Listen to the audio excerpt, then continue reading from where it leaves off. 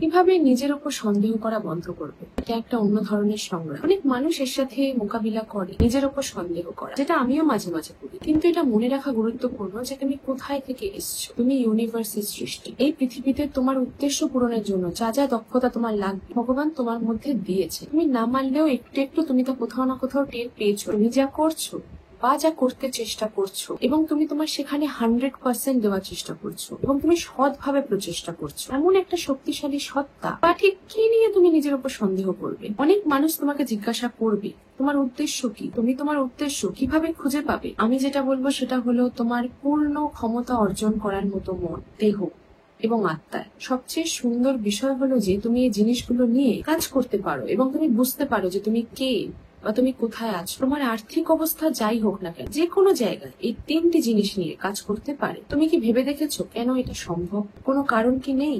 এটার কারণ আমাদের উদ্দেশ্য আগে থেকেই নির্ধারিত। তাই তোমার নিজের উপর সন্দেহ করা কোনো অর্থই বহন করে না। এখন আমরা যে নিজের উপর সন্দেহ অনুভব করি তার কারণ হলো আমরা ভালো ও মন্দের আধ্যাত্মিক যুদ্ধের মধ্যে বাস করি। তুমি তোমার পূর্ণ ক্ষমতা অর্জনে যা চাইছো তা হলো পূর্ণতা এবং উদ্দেশ্য, এবং ভালো তোমাকে তা দেবে, কিন্তু আজকের সংগ্রাম তোমাকে সহ্য করতে হবে। অন্যদিকে মন্দ তোমাকে তাৎক্ষণিক তৃপ্তি দেবে এবং এটা আকর্ষণীয়, এটা প্রলোভন সংকুল। আর এখানে আমরা প্রলোভনটা পাই কারণ এখানে আমাদের স্বস্তির অনুভূতি দেয়। সেই অস্বস্তি থেকে, সেই কষ্ট থেকে, সেই সন্দেহ, সেই অনিশ্চয়তা থেকে মুক্তির অনুভূতি দেয়, কিন্তু দীর্ঘমেয়াদে এটা আমাদের জন্য ক্ষতিকর। এবং যদি আমরা ক্রমাগত মন্দকে বেছে নিই, বারবার আমরা আমাদের পূর্ণ সম্ভাবনা পূরণের উদ্দেশ্য থেকে আরো অনেক দূরে সরে যাই। তাই নিজের উপর সন্দেহ সেখান থেকেই আসে। মন্দ তোমার দুর্বলতা বোঝে, এরা জানে তোমাকে কোথায় আঘাত করতে হবে এবং কোথায় তোমার সবচেয়ে বেশি ব্যথা। তাই আত্মবিশ্বাস বা এই বিশ্বাস যে তুমি সফল হবে, তুমি যাই চাও না কেন, তা তোমার জন্য একটা দুর্বলতা। আর এটা একটা ফাঁক।